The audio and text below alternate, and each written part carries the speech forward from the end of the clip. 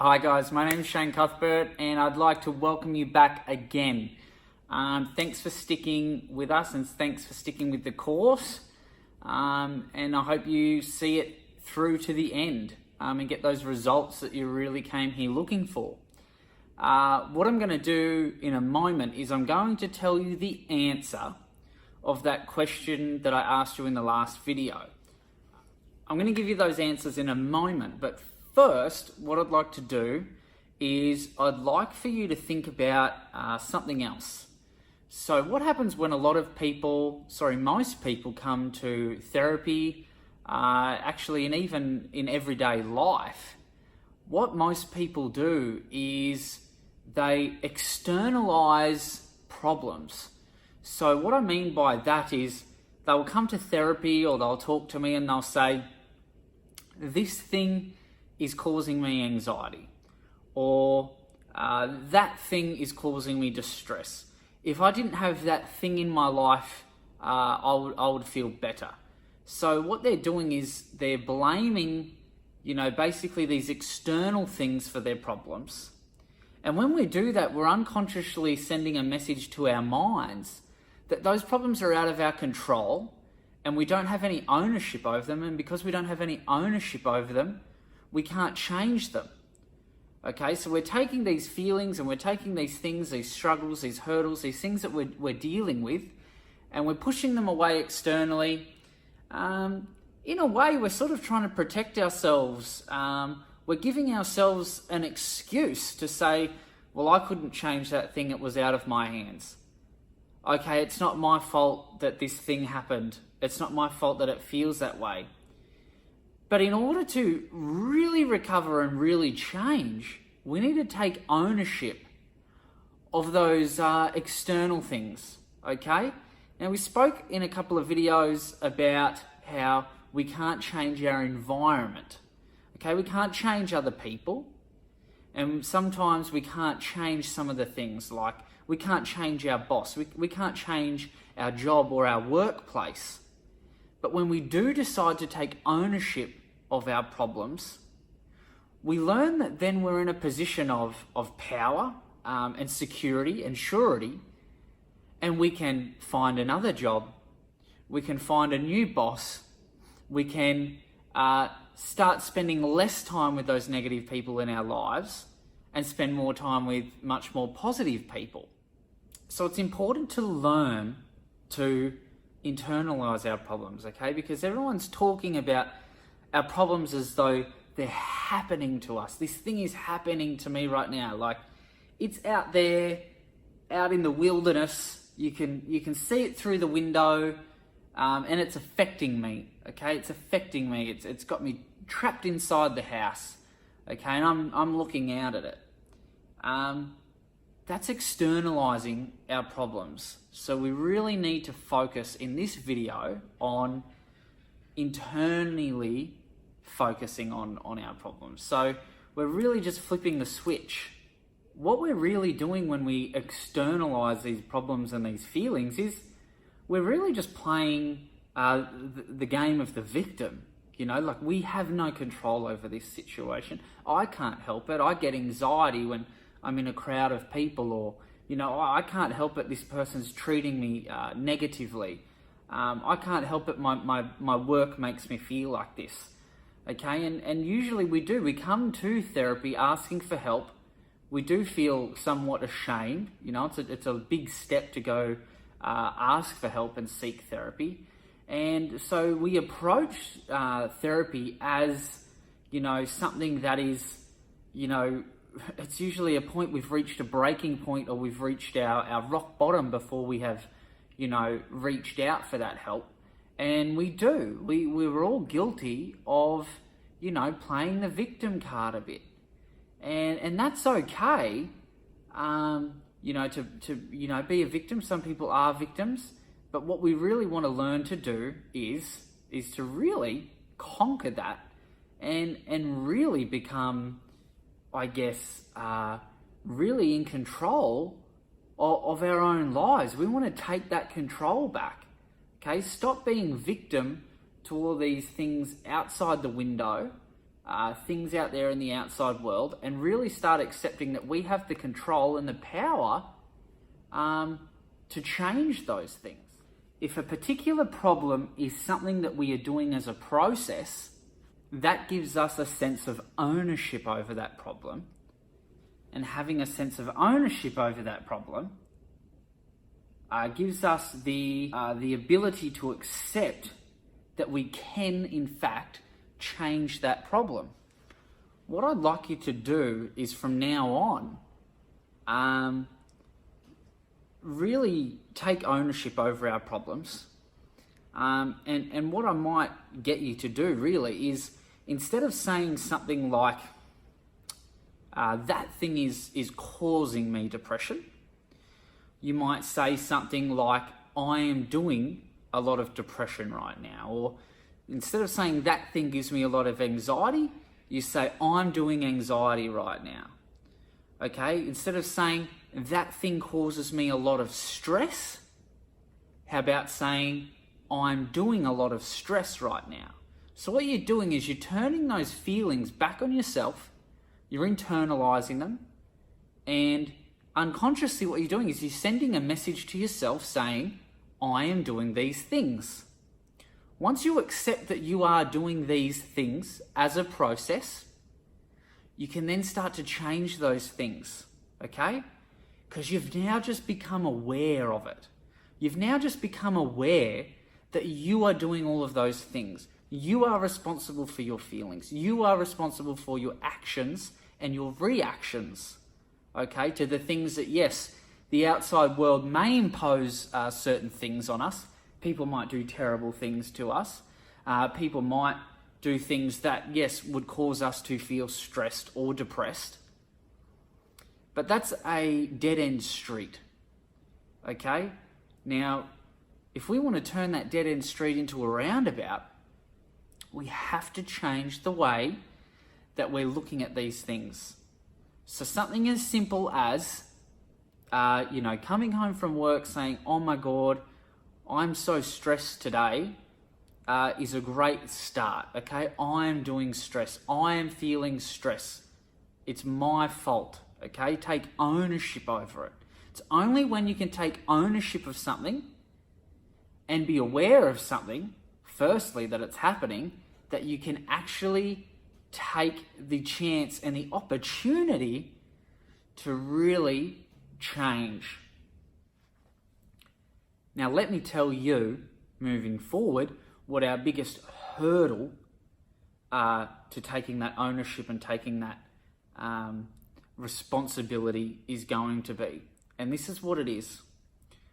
The trap that most people fall into is they have this way of thinking where if they take responsibility for something, that basically converts to blame. Okay, so if you're responsible for a vehicle and it has an accident, you're blamed for that accident. So when people use the word responsibility and we take responsibility, believe it or not, most people get scared and shy away from that responsibility. And it's the same when we're working on ourselves, okay? We don't want to have to take responsibility for ourselves. That means that we also have to take responsibility for, the way that we're feeling. We don't want to blame ourselves for the way that we feel or the mistakes that we're making, because that doesn't feel good. But it's a necessary step that we have to take in order to grow. Let's take a moment to think about this for a second. Have you ever been, at maybe an event or a friend's place or a family thing or whatever it is? The event doesn't matter. The particular event doesn't matter. But someone's going around with a camera taking a bunch of photos of people, okay? So you get in all these photos, you're a little bit camera shy, you're not in control of these photos, okay? So it's not like a selfie that you can put a filter on. But what happens is later on, you see these photos of yourself and you think, oh my God, I don't look like that, do I?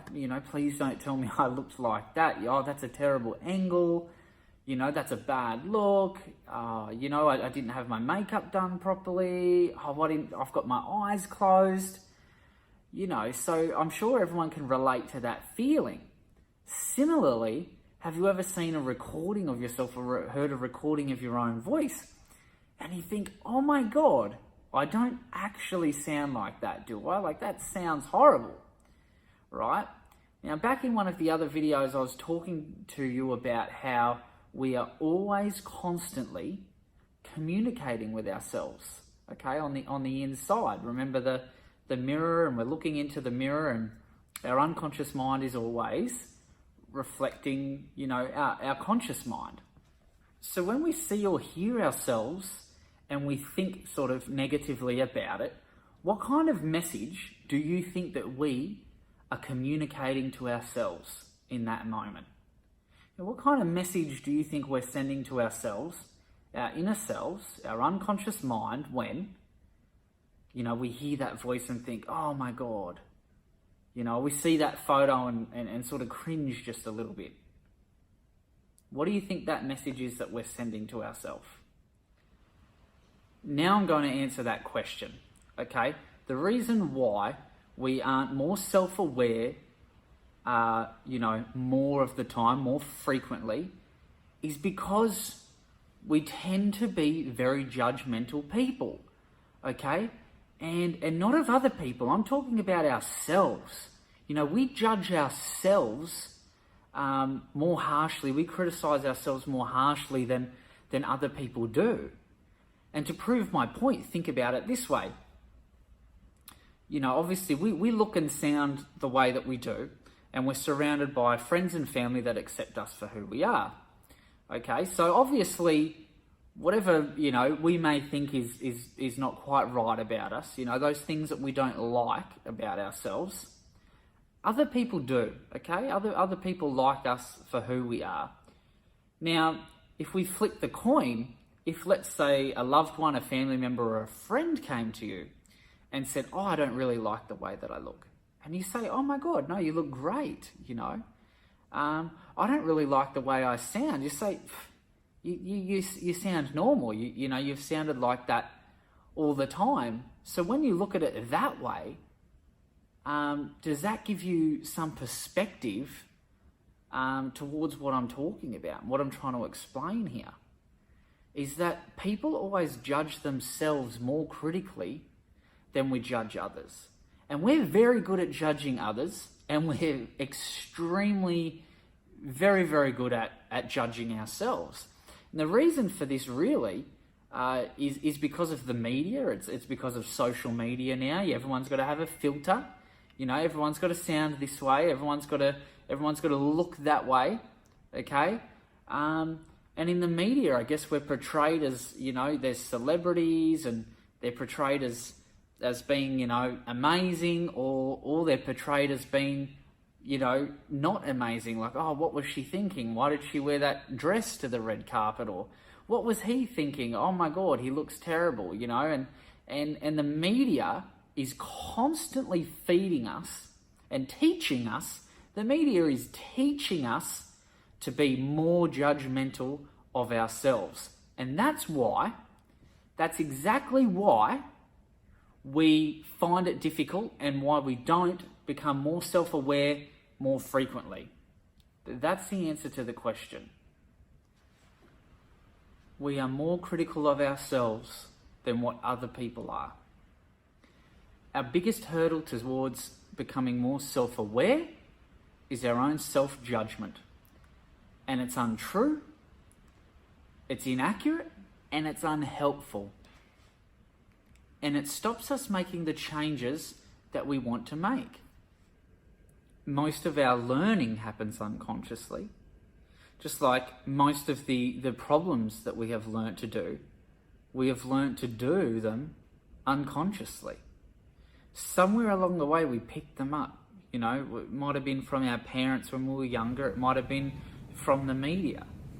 But our problems are there because somewhere along the way, our unconscious mind learnt how to do them. Now, if that sounds funny, or you don't quite get what I'm saying here, think of it this way. If you speak English and you've spoken English your whole life, I'm sure that if I asked you, did you learn all of those English words from a dictionary, you would say no. Now, when you're in school, you probably learnt, a few words at school, a few basic words. Words like dog and cat and run sort of, spring to my mind. I remember learning the basic words in school. A lot of other words we learn from, obviously, our parents. Our first words are usually mum or dad or, bottle or, things like that. But if you think about all the words that you know in your vocabulary, and you think of these words and you know the meanings to these words, most of them you've just picked up from, the TV or, family, friends, or you've overheard conversations. A lot of what you know and take for granted as knowing and speaking English was learnt unconsciously. Okay, if you look at the whole dictionary of words that you know, and there's probably thousands of words that you know, there's only a handful that were actually taught to you. There's only a few that you actually sat down and learnt. How many times have you opened a dictionary in your life? How many times have you looked up the meaning to a word in your life? You've probably done it a few times, but there's thousands of words out there, in the English-speaking language. So although we have learnt unconsciously to do these problems and to be self-judgmental, we can also consciously learn the solution. We can consciously learn how to be more self-aware. As we start learning how to be more consciously self-aware, we also need to learn something called self-compassion. Because as we begin to become more aware of our faults and our flaws and our problems, as though that awareness sort of starts to hurt us a bit, as we are naturally self-judgmental, we need to learn how to overcome, those negative feelings and show ourselves some self-compassion. Now, being compassionate doesn't necessarily mean being sympathetic. They're two completely different things. Sympathy is a lot like taking an able-bodied person, putting them in a wheelchair. Here you go, you poor thing, you are a complete victim of circumstance. This is absolutely beyond your control. Don't, whatever you do, get up and exercise those damaged muscles in your legs. Just sit back until the muscles in your legs deteriorate and you can't walk anymore. That's sympathy. It's done with good intentions, but it's not necessarily helpful. Compassion, on the other hand, is simply saying, hey, I get it. I understand. It's perfectly okay. There's no judgment. There's no criticism. There's no condemnation. It's just understanding. Compassion is just understanding from a non-judgmental perspective. When our problems are external to us, they are beyond our control, which makes us powerless to change them. When we take ownership of our problems by accepting that we are doing the problem as a process, we become empowered to make a change. Most people struggle with this because they mistakenly associate responsibility with blame. Because society teaches us to judge ourselves so harshly that our own self-awareness can be painful at first. To get past that and become more self-aware, we need to learn to communicate with ourselves more compassionately. In the following videos, I'm going to show you a secret of the unconscious mind that will help you understand how to become more compassionate of yourself.